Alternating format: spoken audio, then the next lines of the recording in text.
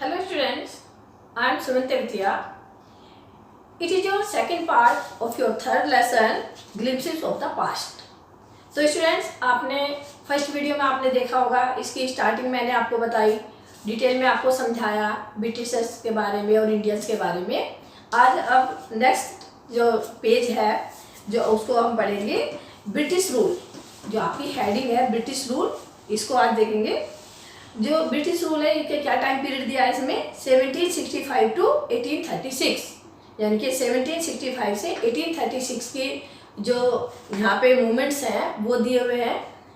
अब आप साथ साथ अपनी बुक में आप इनकी जो पिक्चर बनी हुई है वो ध्यान से देखते रहेंगे तो पिक्चर से आपको बहुत अच्छी तरह समझ में आएगा। तो यहाँ पे देख लीजिए, कुछ प्रीचर्स हैं जो उपदेश दे रहे हैं। प्रीचर से उपदेशक यानी कि उपदेश देने वाले कुछ उपदेश दे रहे हैं। अब देखिए इसमें क्या है। Religious leaders preach ideas like untouchability and child marriage. अब जो रिलीजियस लीडर है, रिलीजियस लीडर कौन, जैसे महात्मा टाइप के उस टाइम पे जो भी प्रीच करते थे, उपदेश देने वाले थे वो, तो किसके बारे में दे रहे हैं वो, अनटचेबिलिटी, यानी कि उस समय अनटचेबिलिटी का बहुत ज़्यादा जोर था। अनटचेबिलिटी में छुआछूत, ऊंच नीच ये सब मानना। एंड चाइल्ड मैरिज, उस समय चाइल्ड मैरिज होती थी, यानी कि 5-6 7 साल के बच्चों की शादियाँ हो जाती थी। तो उसके बारे में प्रीच दे रहे हैं, लोगों को शिक्षा दे रहे हैं। क्या दे रहे हैं, anyone who crosses the sea loses his religion. तो उस समय एक और था, बड़ा अंधविश्वास था, आप कह सकते हैं सुपरस्टिशन था कि जो भी कोई समुद्र को पार करके जाएगा यानी कि सी को क्रॉस करेगा उसका धर्म भ्रष्ट हो जाएगा, यानी कि उसे रिलीजन से निकाल दिया जाएगा। उस समय ये मान्यता थी, इसलिए कोई भी कहीं समुद्र को पार करके नहीं जाता था, वो धर्म के विरुद्ध मानते थे। All the misery in the world is due to women। अब जो एक दूसरे उसमें देख लीजिए आप, दूसरी फोटो में क्या कह रहे हैं कि all the misery is the world in the world is due to women, कि विमेन के कारण यानी कि औरतों के कारण जितने भी दुख, जितनी भी परेशानियां इस संसार में है वो औरतों के कारण ही है। इस तरह की मेंटेलिटी थी उस टाइम पर, इस तरह के अंधविश्वास थे, सुपरस्टिशन थे। The truth was that Indians had lost self-respect. The British scorned them। अब देखो जो नेक्स्ट पिक्चर है इसमें जो है जो ब्रिटिशर्स हैं यानी कि अंग्रेज लोग हैं वही आपस में बातें कर रहे हैं, देख लीजिए। The truth was that Indian had lost self-respect। तो क्या कह रहे हैं कि सच्चाई तो यह है कि इंडियन ने अपनी सेल्फ रेस्पेक्ट खो दी है। The British scorned them, और ब्रिटिशर्स जो हैं उनसे स्कॉर्न करते हैं यानी कि उनसे हेट करते हैं, घृणा करते हैं। The native are unworthy of trust, incapable of honesty। तो क्या करें, नेटिव मीन्स जो यहाँ के रहने वाले हैं, जो यहाँ के रहने वाले हैं वो अनवर्दी है ट्रस्ट के, यानी कि उनको वो ट्रस्ट के लायक नहीं है, वो विश्वसनीय नहीं है। इनकेपेबल ऑफ ऑनेस्टी, और ऑनेस्टी भी नहीं है उनके अंदर, ईमानदारी भी नहीं है।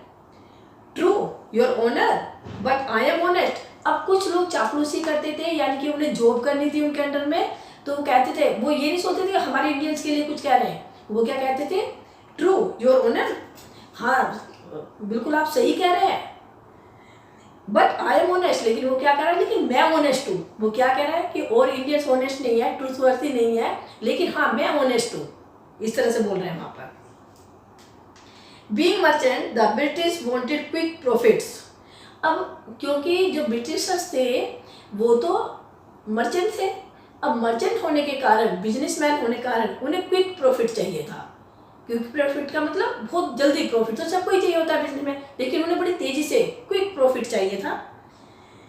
There heavy taxes forced farmers to abandon their fields, और उन्होंने बहुत हैवी टैक्स लगा दिए थे जिससे जो फार्मर्स हैं उन्हें अपने जो खेत थे, फील्ड थे, वो भी उनसे छिन गए थे, यानी कि उन्हें भी खोना पड़ गया था। हैवी टैक्स इतने लगे थे कि उन टैक्सेस में ही उन्होंने अपनी ज़मीन भी खो दी, यानी कि ब्रिटिशर्स ने उनकी ज़मीन भी हड़प ले ली। अब देखो इसमें क्या है, जो फोटो में है, ये जो ब्रिटिशर्स हैं यानी कि जो सिपाही हैं वो टैक्स लेने आए हुए हैं, तो वो क्या करें, but your man are taking my whole crop. तो एक फार्मर है वो कह रहा है कि आपके जो मैन थे, वो आदमी थे जो आए थे, वो तो मेरी सारी क्रॉप ले गए, जो फसल हुई थी, पैदा हुई थी, वो सारी क्रॉप ले गए। तो क्या कह रहे हैं, you are still in arrears. Arrears mean बकाया, तुम पे अभी भी बकाया है, एरियर्स है अभी भी तुम्हारे पर। If you don't pay tax, if you don't pay next week, और यदि तुम ये बकाया, ये एरियर्स नेक्स्ट वीक नहीं देते, अगले हफ्ता नहीं देते, I will send you to jail, तो मैं तुम्हें जेल में डाल दूंगा। अब जो थर्ड पिक्चर है इसमें नीचे देख लीजिए। Still the British invented other methods which gave them more profits. इतना करने के बावजूद भी फिर भी जो ब्रिटिशर्स थे वो नए नए तरीके ईजाद कर रहे थे, नए नए मेथड ढूंढ रहे थे किससे, और ज़्यादा प्रॉफिट कमाने के, अपने और प्रॉफिट कमाने के और नए नए तरीके ईजाद कर रहे थे, नए नए तरीके निकाल रहे थे। तो वो क्या निकाल रहे थे वो देख लीजिए। The goods manufactured in England should not have any import duty when brought into India. तो उन्होंने क्या कहा कि गुड्स में सामान जो इंग्लैंड में गुड्स तैयार हो रहा है, मैन्युफैक्चर हो रहा है, यानी कि बन करके तैयार हो रहा है, और जब वो इम्पोर्ट होगा इंडिया में आएगा तो उस पर कोई टैक्स नहीं लगेगा, यानी कि इम्पोर्ट ड्यूटी नहीं लगेगी।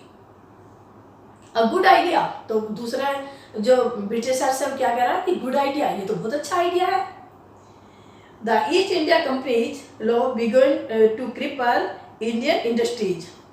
अब जो ईस्ट इंडियन कंपनी थी वो इस तरह से शुरू हुई, और फिर क्या हुआ, और इससे क्या हुआ, इंडियन इंडस्ट्री जो थी, यानी कि हमारे यहाँ के जो छोटे छोटे घरेलू उद्योग थे, इंडियन इंडस्ट्री थी, वो चरमराने लगी, क्रिपल होने लग गई, क्योंकि उनकी कंपनी अच्छी चलने लगी, और हमारे यहाँ के जो छोटे छोटे उद्योग धंधे थे वो चरमराने लग गए, यानी कि वो बेकार होने लग गए। अब देखिए इसमें जो दूसरे वाली पिक्चर है, इसमें देखिए, इनएविटेबली फेमाइन फॉलोड। अब फेमाइन भी आते थे उस समय, फेमाइन मीन्स अकाल पड़ते थे।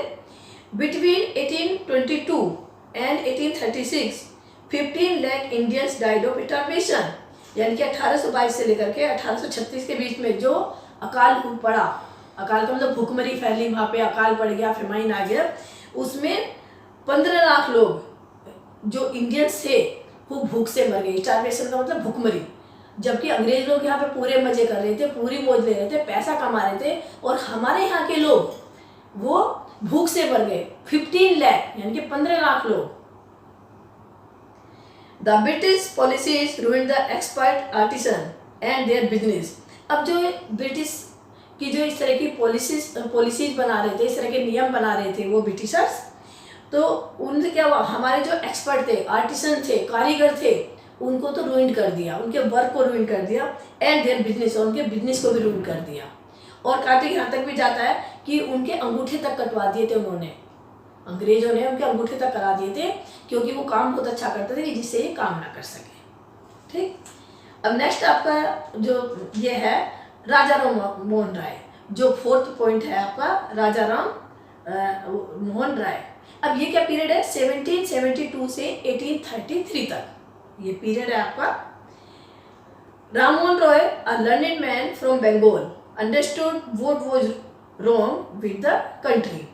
अब जो राम मोहन राय थे वो एक लर्निड पर्सन थे, विद्वान थे बंगाल के, और वो कंट्री में क्या चल रहा है, कंट्री के साथ क्या गड़बड़ हो रही है, वो इस बात को बहुत अच्छी तरह समझ रहे थे।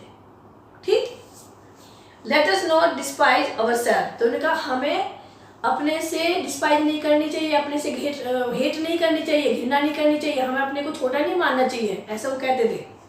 अवर एंशिएंट कल्चर इज ग्रेट, हमारी जो एंशिएंट कल्चर है वो बहुत ग्रेट है, हमारी संस्कृति, यहाँ की प्राचीन संस्कृति बहुत महान है, हमें अपने को छोटा नहीं मानना चाहिए, अपने से हमें हेट नहीं करनी चाहिए।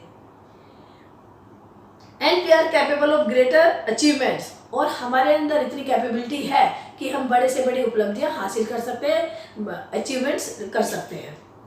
We must first reform our society, तो उन्होंने क्या कहा था राजा राम मोहन राय ने, कि सबसे पहले हमें अपनी सोसाइटी को रिफॉर्म करना है, सोसाइटी में सुधार लाना है, यानी कि हमारे जहाँ जो कमियां हैं उनको दूर करनी है।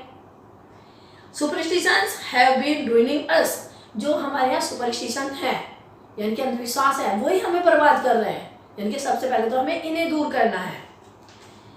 He told his wife Uma, उनकी वाइफ उमा थी, उन्होंने एक बार अपनी वाइफ उमा से कहा, cows are of different colours, कि देखो जो काव होती हैं वो डिफरेंट कलर की होती हैं, एक कलर की नहीं होती, अलग अलग कलर की काव होती हैं। But the colour of their milk is the same, लेकिन उनका जो मिल्क होता है उस मिल्क का कलर सेम होता है, सबका वाइट ही होता है। ऐसा तो नहीं है कि ब्लैक काउ ब्लैक मिल्क देगी, ऐसा तो नहीं है। तो उन्होंने कहा कि जो काउज होती हैं वो डिफरेंट कलर की होती हैं, लेकिन उनका जो मिल्क होता है वो सेम कलर का होता है। Different teachers have different opinions, कि जो अलग अलग टीचर्स हैं, गुरु हैं, उनके अलग अलग ओपिनियंस होती हैं, उनके अलग अलग विचार होते हैं। But the essence of every religion is the same, लेकिन हर धर्म का, हर रिलीजन का जो एसेंस होता है, जो अर्थ होता है वो सेम होता है। अब नेक्स्ट पिक्चर में देखेंगे आप इसमें, he was attracted by science and modern knowledge. अब जो राजा राम मोहन राय थे वो साइंस से और जो मॉडर्न नॉलेज थी उससे बहुत अट्रैक्टेड थे, यानी कि उससे बहुत प्रभावित थे। मॉडर्न नॉलेज में जो वेस्ट टेक्निक थी उससे बहुत प्रभावित थे, साइंस से बहुत प्रभावित थे।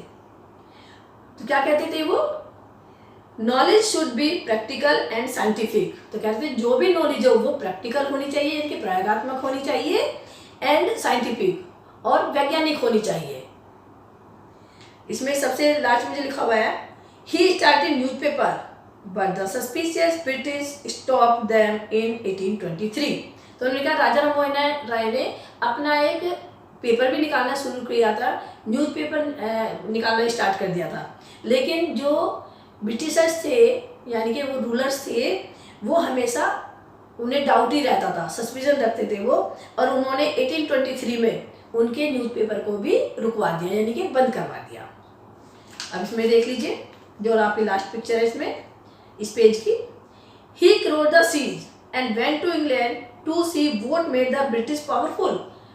जबकि हमारे रिलीजन के अकॉर्डिंग सी को यानी कि समुद्र को पार करना हमारे रिलीजन के अकॉर्डिंग नहीं था, यानी कि उसे धर्मभ्रष्ट मान लिया जाता था। लेकिन राजा राम मोहन राय समुद्र पार करके गए और उन्होंने वो इंग्लैंड जा करके ये देखा कि ऐसी क्या चीज़ है जो ब्रिटिशर्स पावरफुल होते जा रहे हैं, ऐसी क्या चीज़ है जिन्होंने ब्रिटिशर्स को इतना पावरफुल बना दिया।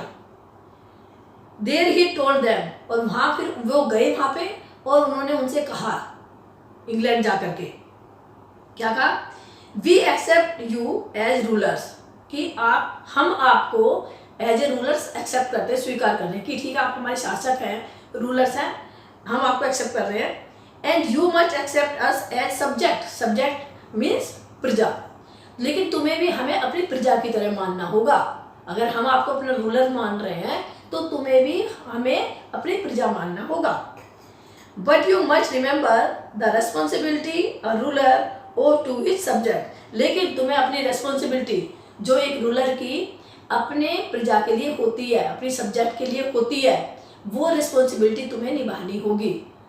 तो हम आपको रूलर्स एक्सेप्ट कर रहे हैं तो आप भी हमें अपनी प्रजा एक्सेप्ट कीजिए।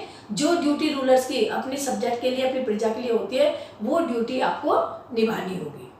तो स्टूडेंट्स आज इतना ही, thank you very much. Remaining part will be covered next time.